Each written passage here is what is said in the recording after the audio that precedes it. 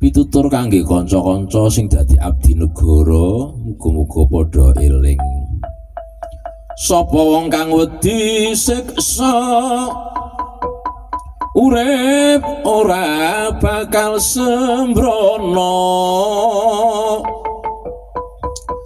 luweh-luweh dadi abdi negara ora wani neka-neka.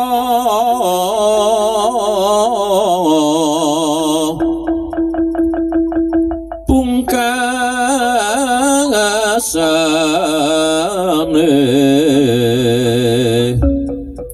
dadi pejabat kang jujur.